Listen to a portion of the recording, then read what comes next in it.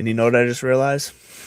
Once again, no audio because my mic came unplugged. I apologize, everybody. This has been a fantastic first 2 weeks without Bud here. The mic's on. You should be able to hear me on YouTube now. I do apologize. Anyways, let's get into the news. So yeah, TGL's going on right now. Last I saw, Jupiter was down 2-1. So we'll kind of check in on that as the night goes on. But TGL is here and is going strong with, I believe this is their 5th match of the season so far. But in I guess you could say real golf news, story just came out, I think it was earlier today, if not yesterday, that Michael Lasasso. So if you don't know who he is the current NCAA champion.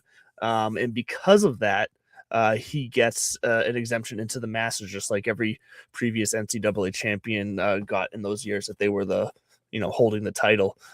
So he would be into the Masters this year as one of the amateurs, but he decided to take a detour on his career. He went ahead and signed a contract with Liv this week. So he is now actually going to be under the rules of the PGA. He's going to be foregoing his Masters invite to go play for Liv instead. So I'm assuming his invite may just go to another amateur, or they might just leave that open. And in true Masters form, they kind of play by their own rules. So we'll see what happens there. But yeah, Michael Lasasso going to Liv instead of playing the NCAA and possibly doing one more year of college, possibly trying to turn pro and go through Korn Ferry and all the different avenues. But he's going to go Live, and I get it, because even though we're not seeing and shout out over there to TikTok as well, even though we're not seeing the massive contracts that Liv started with, the hundreds of millions of dollars that they were giving out before, this is still a very viable avenue for young players right out of college looking to get their career started. And the main difference here is that they and actually I'm going to jump. Graham McDowell puts it kind of perfectly, because I don't disagree with Graham McDowell. I'm pretty negative on just about everything Liv have been from the start, but Graham McDowell is not wrong here in that he says Liv is a legitimate pathway for young potential superstars who can get paid to be mentored in their young careers by tour greats and play a guaranteed schedule.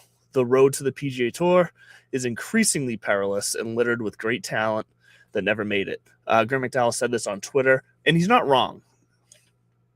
We heard it originally from the big names that jumped ship and headed over there from the start, that one of the reasons why they liked it was because the schedule. They got to play less golf, less travel, spend more time with their family. So that's one aspect of the schedule. But what Graham's touching on here is that when you're in Q School or Korn Ferry Tour and you're trying to grind your way up to get your tour card, you have to play pretty much 48 to 52 weeks of the year. You got to grind. You got to most of the time drive to different. It is an absolute grind for some of these guys, if not all these guys. And it's a tough road. It can take it out of you. It can really take the drive out of a lot of these guys, and some of them to give up on the idea of ever making it on the PGA Tour. So he has a chance because of his success in college to go. One, get paid right away. It's to have his name more known than it would have been if he was coming up through the Q School or the Korn Ferry Tour. So that's a plus right there. But Graham McDowell also says the set schedule. So he will have a guaranteed schedule. It's not going to be as rigorous as the Q School or Korn Ferry. So right away he can plan, which means he can develop a routine for himself, which is, I think, key for a lot of these professionals to get into a weekly routine, something that feels good for them as far as their practice, their travel, their tournament prep, all that. That's important to these guys. So he gets to learn all that. He gets to test out what works for him. And this works. He'll probably be there for, 2-3 years, if that, depending on if he's relegated out, depending on what his contract, whatever. We don't know the specifics yet. But it's not a bad route.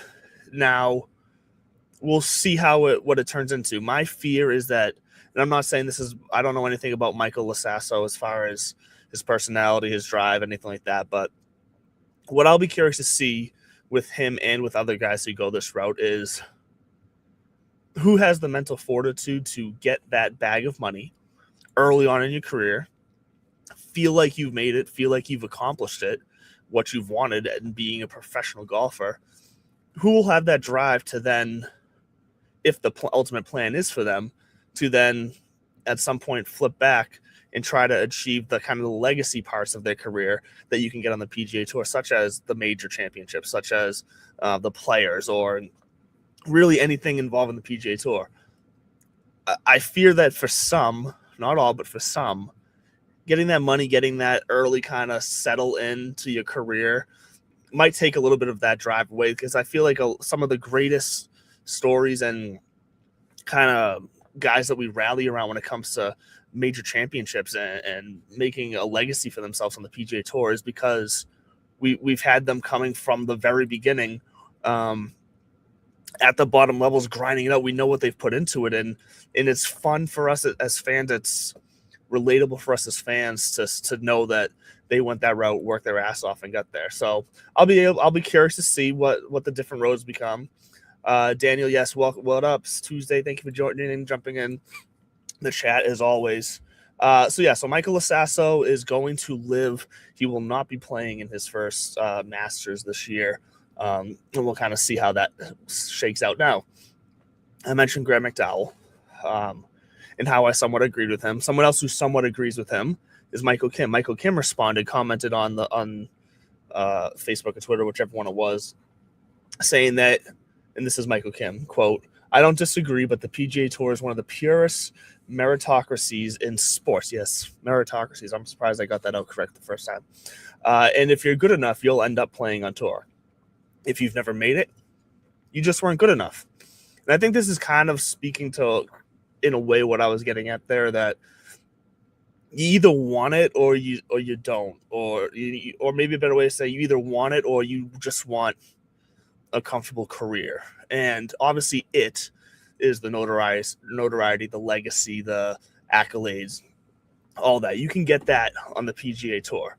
Maybe someday you'll get it on Live. I doubt it, because I don't think anyone in the golf world is going to care much about Live anywhere near the same level that they care about PGA Tour. So I agree with Kim in this standpoint that, yeah, if you don't make it, I don't want to hear you sitting there crying that you didn't make it. You gotta be better, and I agree with that. I think that is the way it is. That's why I like the PGA Tour, because it is really the best of the best. And sure, some guys are going to be worse than others and better than others from week to week. That's the beauty of golf. But the beauty of it also is that you were good enough for an extended period of time at some point to earn the right to have off weeks and still kind of keep that card. So I'm here for that thinking as well, that cream rises to the top at the PGA. And if you don't like that, then you just got to be better. And if you're not going to be better, then you need to be content. And kind of, if you know you're not going to be better and get to that kind of those heights, and you get the opportunity to go get paid on another tour where you can be closer to the top because there's less guys, I don't blame you for doing it. Go for it. Do it. Just don't expect to be on the same level as regular PGA Tour players. That's kind of always been the distinction for me when it comes to the Live and PGA conversation. Never been shy about it. It's always the comparison of, fine, what you're doing is great. Just don't look for the same recognition, because it's not going to be the same. What you're doing over there is less. And that's just the facts. It's just the bottom line. So I wish all the luck to Michael Lasasso. Be curious to see in this newer age of Live, with the changes they're making, now that he's kind of going to be, him and Thomas Dietrich are kind of the two of the newer names joining now as they make these changes. So I'll be curious to see how that road develops as a legitimate pathway for some players at some levels. So we'll see. We'll stick around, and we'll keep our eye on it as always. And somewhat Live PGA news as well. Pat Perez is also returning to the PGA.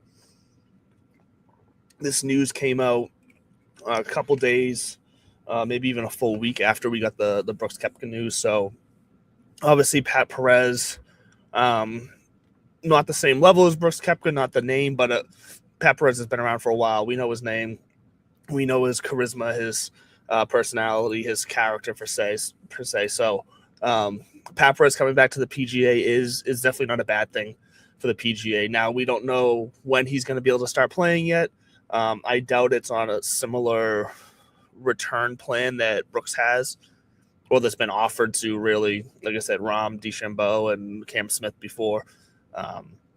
So I doubt we're going to see him soon. I doubt we're going to see him on that path. But what's interesting about Pat Perez is that he also, because of his age, qualifies for the Champions Tour. So is that going to be, for someone of the older ages coming from LIV, coming back, is getting their feet back wet into the Champions Tour also a viable path that the PGA is going to kind of allow? Because I'd be fine with that as well. So we'll see. I'll be kind of keeping my left eye on Pat Perez and what it looks like for him going forward. But that is somewhat news as well. He's a wild character, so we'll see what he can bring back to the PGA, kind of on this back end of his career. And then in other news as well in the golf world, on the DP World Tour, Nacho Elvira won in Dubai before this weekend. I didn't know who Nacho Elvira was, honestly. I'd be surprised if a lot of you did as well. But what's interesting here, what's more notable here, is that he won by, in many aspects, outplaying Shane Lowry and Rory McIlroy down the stretch. Both Lowry and McIlroy made late mistakes. They left the door open, and Elvira ran through the door and claimed victory. It's surprising because both Lowry and McIlroy especially, he's basically the king of Dubai. A lot of success on the DP World Tour in that area of the world, that style of golf. So it was a surprise to see them both falter in the way that they did, missing putts and just missing shots, and then having Elvira, I'm sorry, I'm probably saying it wrong, to have him be there to capitalize. Just a fun story, David Goliath, if you want to. I think it's interesting. We'll be curious to see if we see his name popping up around more, or if this was more of a kind of a one and done flash in the pan for him. It's the beauty of golf. You never know. Guys go on runs, then they go dry, and that's just kind of how it keeps going. So we'll see. But Nacho Elvira is a DP World Tour winner in Dubai, and good for him. And we'll see what that means for Lowry and McIlroy moving forward. I really don't think it means anything for their PGA Tour season, so I'm sure they're going to be in perfectly fine form. We won't be seeing either one of them this weekend at the American Express. We obviously didn't see them last weekend at the Sony because they were there, but we'll see them later on this year, I believe. Actually, I'm curious. I wonder if Rory's going to be at the Farmers. Let me check that. Farmers tournament. Let's see here. He's not. Okay, so Rory's not committed to the Farmers Insurance Open. So I'm not sure when we're going to see him first yet. Possibly Waste Management. Which it feels like the Waste Management is early and early every year. Yeah, and it doesn't say if he's committed to that yet or not. Yeah, he's not definitive yes or no yet for the Waste Management. So we'll see when we see Rory getting back on the course here in the States. But for now, we coming off of the Sony Open, which was a good field to get us started. Chris Goddard going out there winning, which was great. He won at 16 under. He won 2 strokes over Ryan Gerard. Ryan Gerard, by the way, keep an eye on him. Last year as well, kind of early season, he would pop. He kind of faded last year as the season went on, or maybe not even faded, but just kind of got taken over by bigger names on harder streaks. I don't think he'd really necessarily faltered and had a terrible year, but keep an eye on Ryan Gerard as the season goes on. I think we'll get to the to the American Express here in a little bit, but Ryan Gerard is definitely in play this week as well. He obviously had the second place finish this past week at the Sony, so keep an eye on him. But as far as the winner goes, Chris Gotterup, this was his third career PGA win. He's had one in each of the past 3 seasons, so he's off to another good start.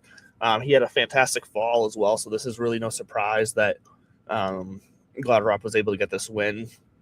But kind of how it happened, Davis Riley actually started Sunday with a 2-shot lead.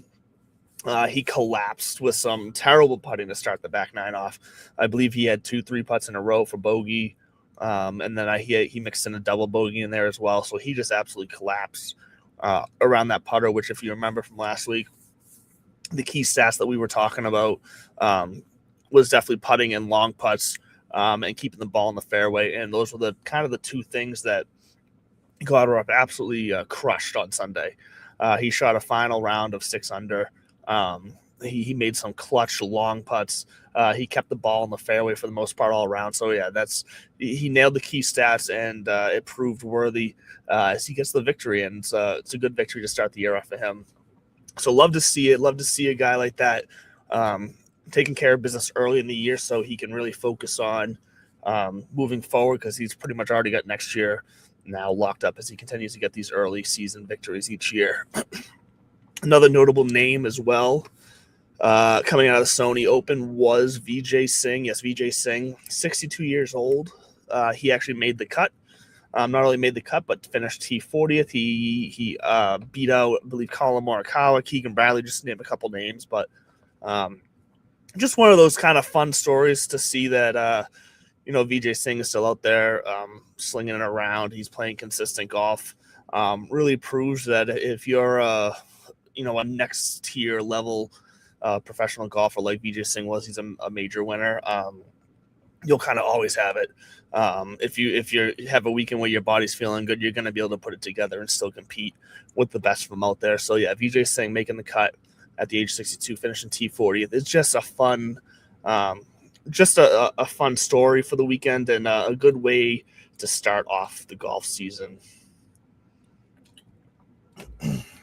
All right, so pretty much does it for the Sony Open. Man, we're cruising tonight. That's cool with me, because I have a headache. If you couldn't tell, me popping a cough drop. It's all a little help, but let's get into the American Express. We're going to go a little more in-depth this week than we did last week, so the extra time for that is not a bad thing, but let's get into it.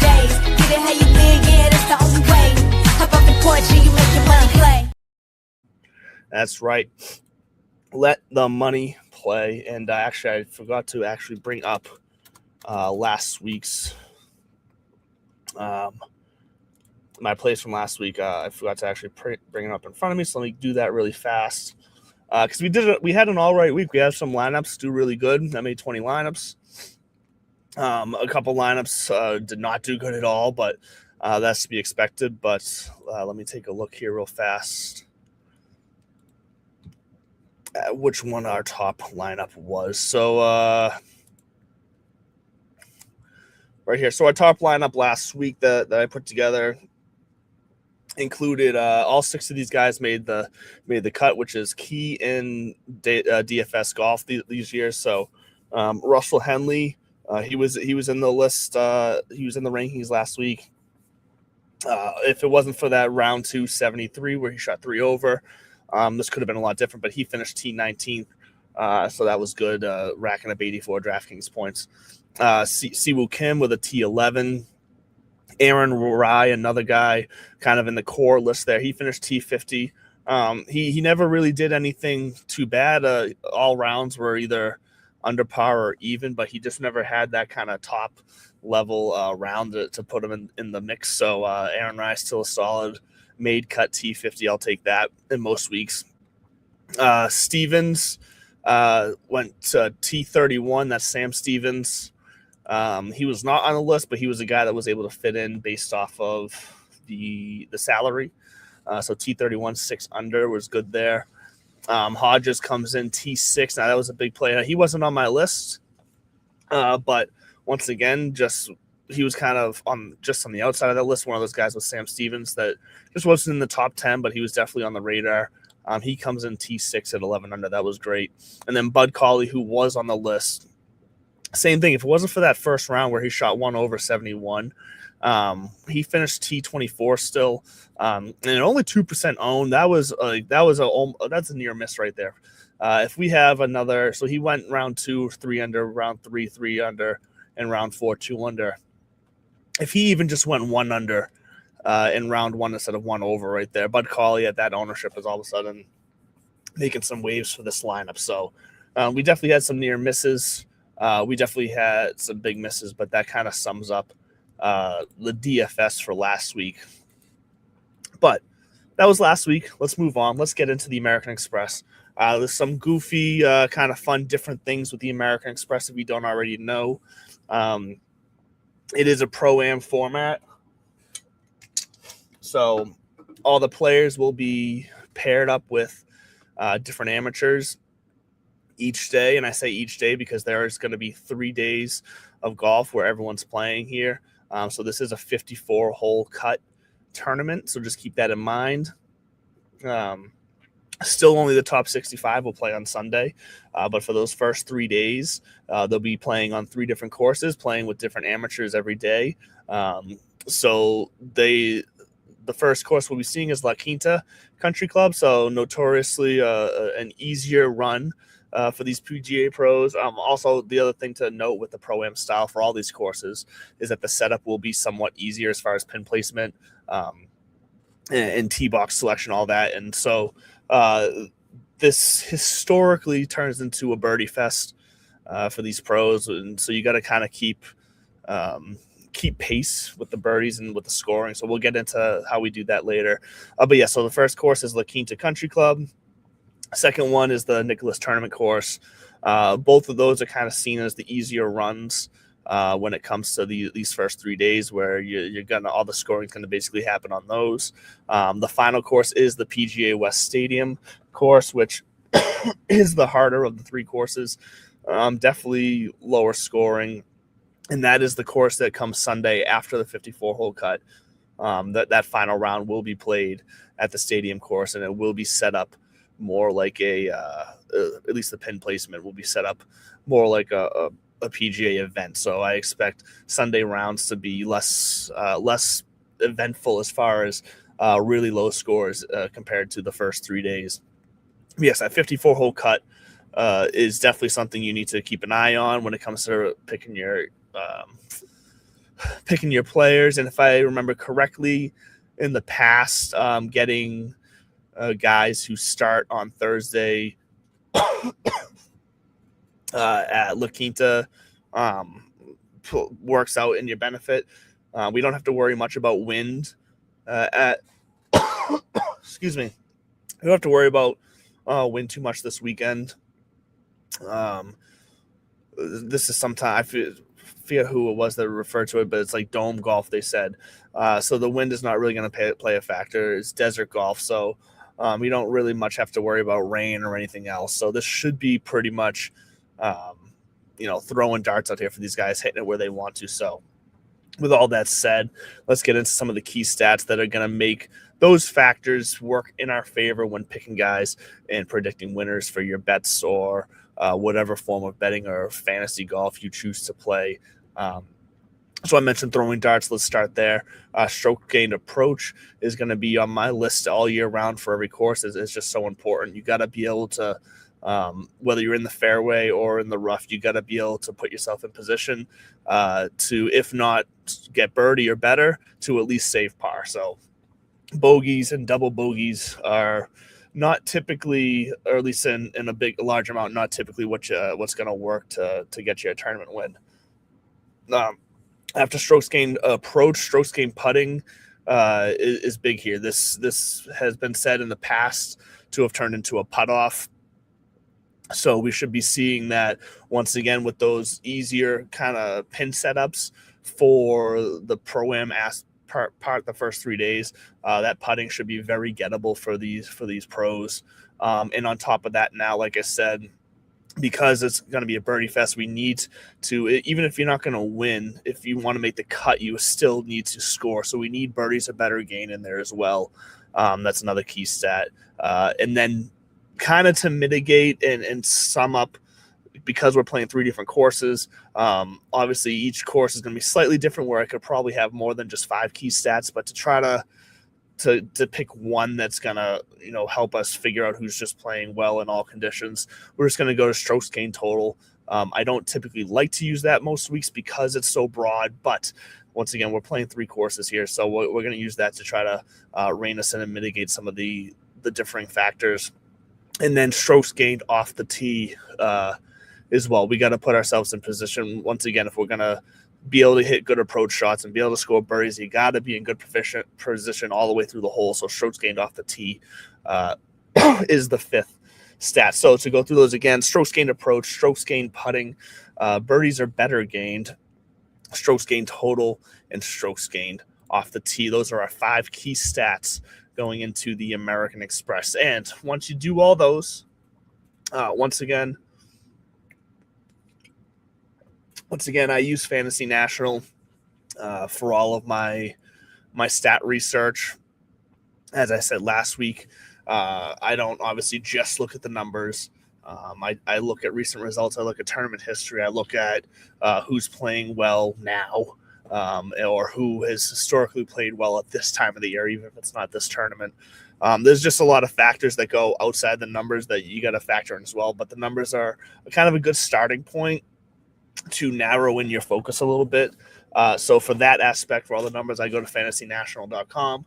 I'm able to sort, create my own models, and play around with a lot of different stats and factors there. So that is my recommendation. I am not sponsored, no professional affiliation, but if I had to send anybody anywhere, check out fantasynational.com and just check out their tools. You can do lineup generators if you want, and then export and import those into DraftKings or FanDuel or whatever you use.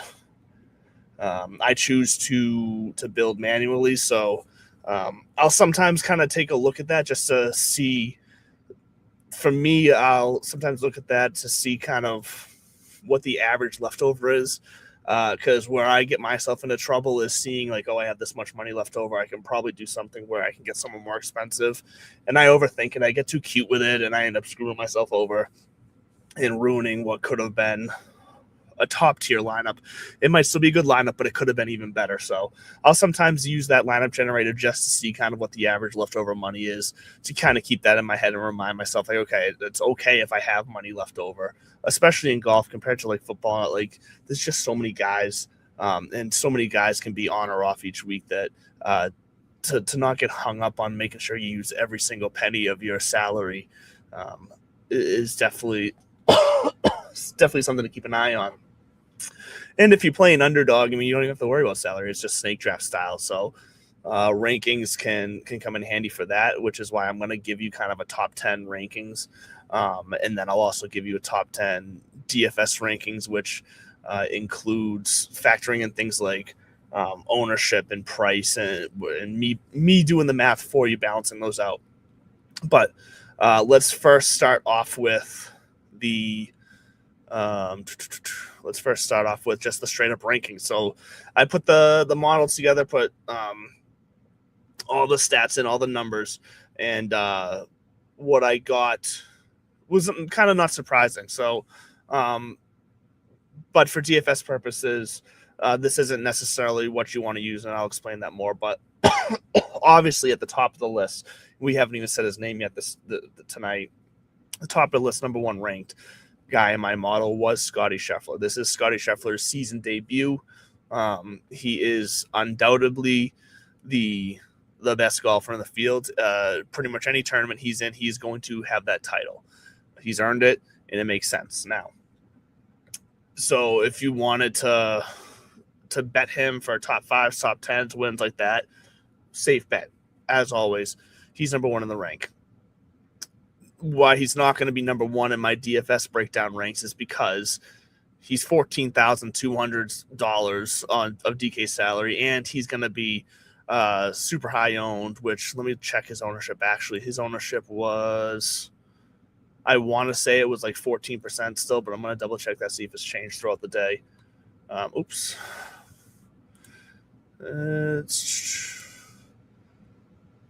Well, actually, the ownership tool isn't working at the moment. But he was high ownership. I know that for a fact because I took him off my list is one of the reasons why. Yeah, I don't know why it's. That's why they're doing some work on their end. Of course, don't they know I have a show to do right now? Okay, Fantasy National is just doing some maintenance on the website, so the ownership isn't working. But like I said, I want to say he was around like 14% ownership. But even at number one, he's a guy that I would be staying away from in DFS. Number two, in the salary and also high ownership, was Patrick Cantlay. He's not number two in my rankings, but I just wanted to mention him for that same reason. Number two in my rankings, in my model rankings, was Harry Hall. Harry Hall coming off a great week this past week at the Sony Open. He finished. Actually, where?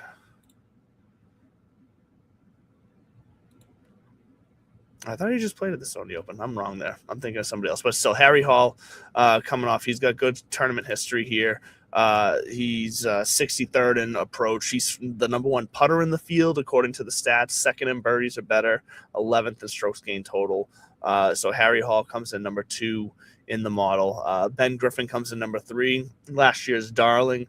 America's darling, if you want to say, with it being the Ryder Cup year and him making the team, those the new aviator glasses doing their thing. Let's see if they do their thing again this year. Ben Griffin coming in at $10,200, number three in my rankings. Now, number four is an interesting one for a few reasons. Michael Thorbjornsen.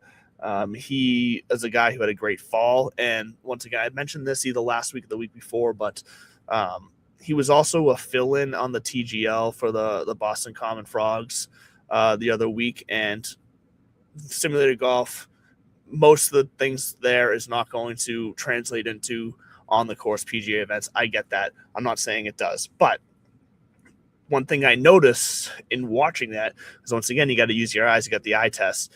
Michael Thorbjornsen looked so confident with the putter. He was hitting long putts.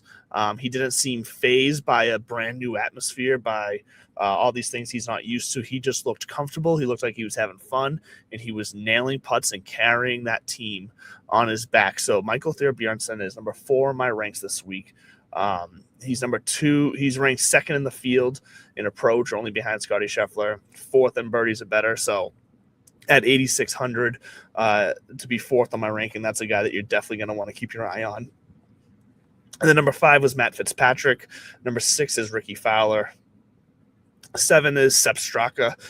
Sepp Straka, so I believe he got off to a hot start last year. Very hot start. He's the defending champion here as well, if I remember correctly. So he is he should be in good form coming into this. He did about halfway through the season last year run into some personal stuff he had to take care of, which obviously bled into his game.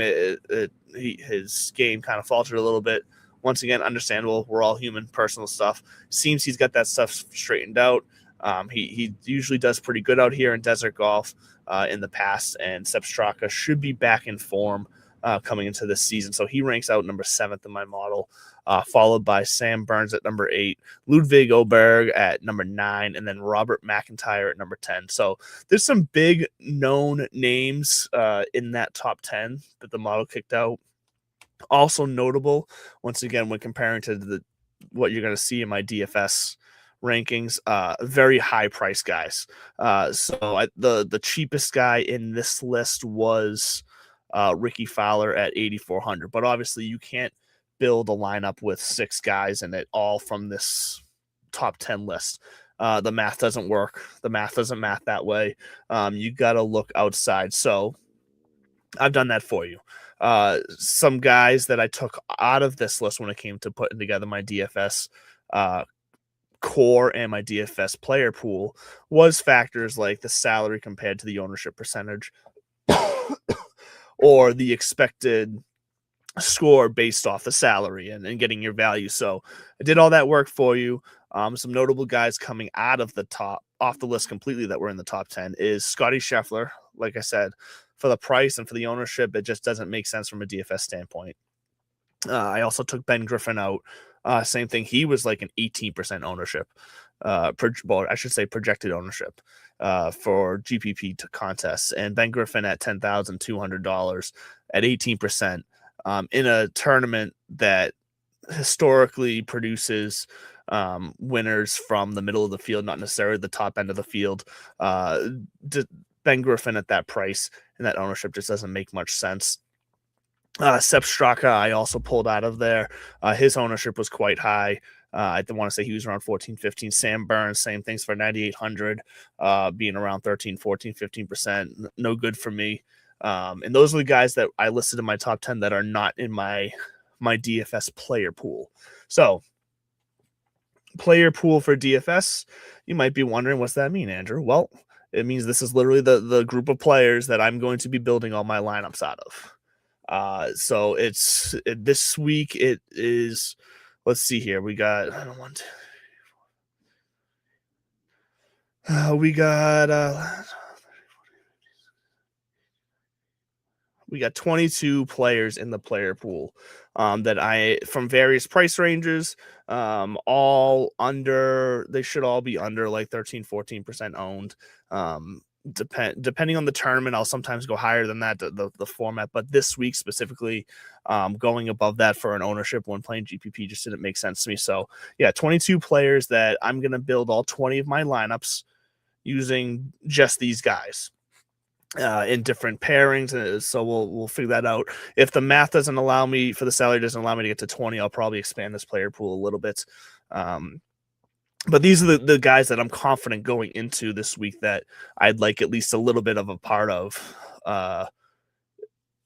for my lineup. So out of those 22, I'll give you my top 10 now. And like I said, this is going to be similar to an order of, my best, most likely to win or get through the most points in DFS. It's going to be in that order as well. So, but we're going to go in reverse order here. So number 10, actually on my DFS list, number 10 is Matthew McCarty. He's a great putter. This is that type of course this week, like I said, where putting should rain, birdies or better should rain. So Matthew McCarty being in this player pool was kind of a no-brainer for me. Followed up by Russell Henley. Russell Henley is just one of the hottest golfers in the world right now. He has been since about midsummer last year, through the fall, through the Ryder Cup, and now coming into this season as well. Russell Henley is right there. We talked about how he did this past week. I expect him to continue that this week. So Russell Henley coming in at the 9th spot. He's definitely going to be someone I have a piece of in my lineups. Alex Noren is mixed in there as well. Just a solid approach guy, putter. So I like that. Now I gotta bring up some stats on, because he was a name that I am not familiar with, and I need to familiarize myself with him. But Pearson Coody, I'm gonna go ahead and say that's how you pronounce his name. I'm probably wrong on that, but we're gonna go with Pearson Coody. So he has a 22nd finish at the Butterfield Bermuda back in November. He finished 3rd at Bank of Utah in October, 14th at Sanderson Farms in October as well. So he actually finished 3rd at the 3M Open last year as well, 16th at the Charles Schwab.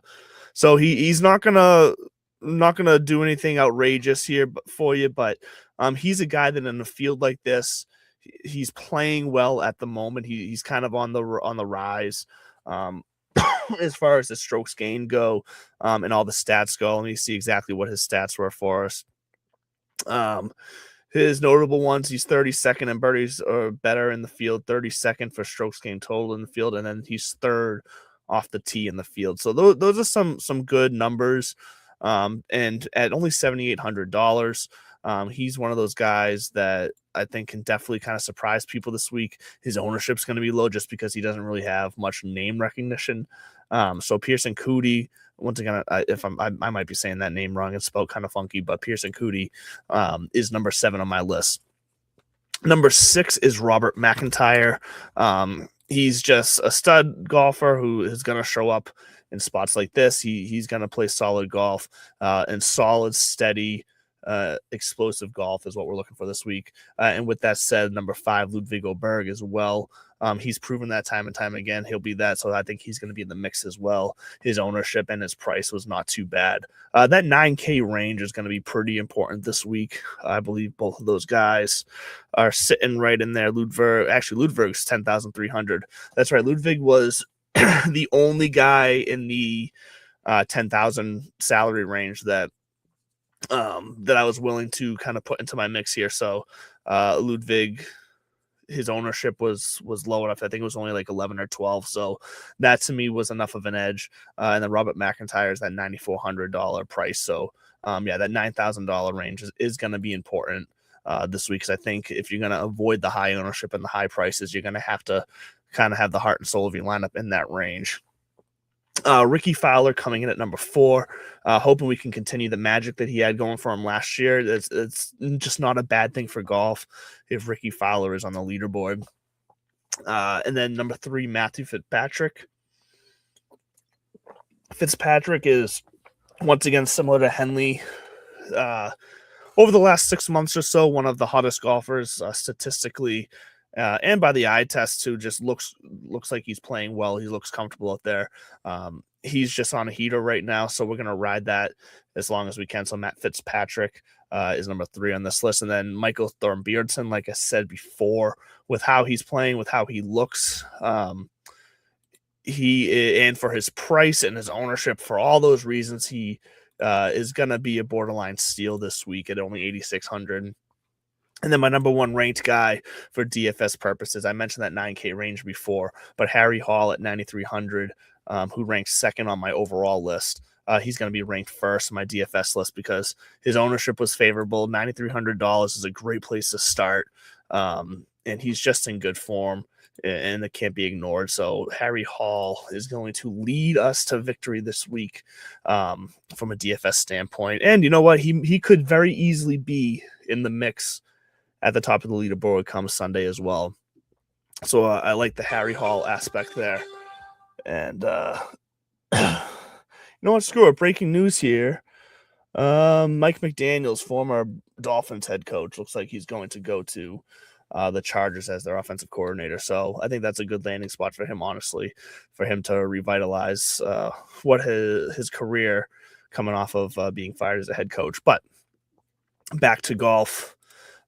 Let's get, I lost my screen. Sorry. There we go.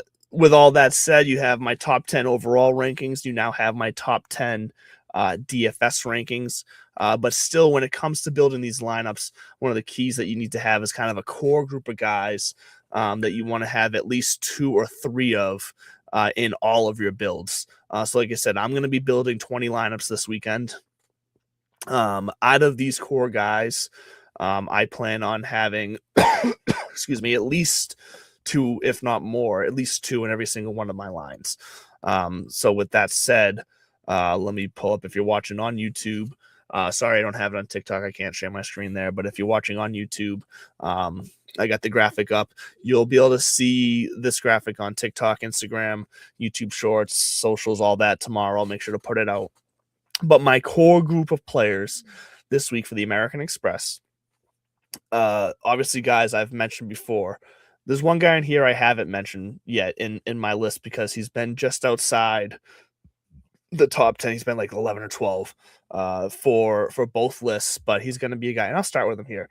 He's a guy that, based on his ownership, based on his price, which is only 8,500, he's going to be a guy that I feel safe building around. I feel safe in his ability to make the cut. I feel safe in his ability to be top 20, top 25, or to even be in the mix come Sunday. So Rasmus Højgaard is in my core group of players. There's going to be 5 guys here that I'm going to be building my lineups around. Russell Henley is also in that group for all the reasons I said before. Michael Thorbjornsson, Harry Hall, and Matthew Fitzpatrick. Once again, at least two of these 5 guys are going to be in every single one of my DraftKings lineups when it comes to this week. I'll probably be building all my lineups tomorrow, and then we'll kind of see how it plays out. We'll see what we can do this week. And we're trying to get off to a hot start this year when it comes to DFS as we kind of get back into that feel. I haven't really, well, like I said last week with the kind of the new era of the show, going to be doing obviously a lot more solo shows. I'll have guests on as well, just still working on some of those details. But I'm going to lean into daily fantasy because it's where I started with this all. It's a comfort zone for me. So we're gonna get back into the swing of this. I've not stopped playing DFS, but for the past couple of years, as far as the show went, been much more news focused and banter focused, which has been awesome. Have loved that. I'm hoping to get a co-host that I can once again do that with, because I think that's fun for the show. I think that's fun for you guys. But in the meantime, we're going to help try to get you some money on the side as well. So those are my core. And yeah, that's going to pretty much do it for the golf talk real fast, though, because we are a New England-based show. The handshake we're going to get into. I'm starting this every week. Handshake, something non-golf related, quickly to end the show. We talked about the Patriots last week. We're going to talk about the Patriots again this week because they are headed to the AFC Championship game, coming off another win against the Texans, which was another somewhat ugly win. The ball control has got to be better. I can't suffer through, my stress level cannot suffer through that level of ball control from Drake May again. So that has got to be better, because if it's not, then this Denver Broncos team will have a chance to beat us, even though they don't have Bo Nix. And that's why I'm saying we'll have a chance. If they had Bo Nix, this Denver team would crush us if we had no ball control. Without him, we might be able to survive with a couple turnovers, but that defense is so good. The last thing I want to do is give any NFL offense a short field this. So Drake May's got to be better. Sunday at 3:00, Patriots, Denver. I'm thrilled. AFC Championship, hoping to be heading back to another Super Bowl. I know we're spoiled here in New England. I don't care. Suck it up. We expect greatness. I'm just happy that the team's back here. Love it. I'm here for it. We'll have some more commentary on that. But in the meantime, enjoy the American Express this weekend. I hope you enjoy the Sony Open. I hope you keep coming back on Tuesdays at 8:00 as well here on That Sports Podcast Network. On Wednesdays, the show will be up on Spotify, on Apple Podcasts. Shout out to Golfer Gang Network for helping us kind of navigate and facilitate that. So get over to Golfer Gang Network. Website to check out all the different shows that are under that umbrella. There's a ton of great golf shows. I'm sure we'll be doing some joint shows for the majors like we've done in the past. So Golfer Gang, love. That Sports Podcast Network, love. And of course, Acorn Hills, acornhillsco.com. Use discount code DIVPIV. That's DIVPIV 15 for 15% off. We love you guys. I'll see you next Tuesday. Enjoy the weekend.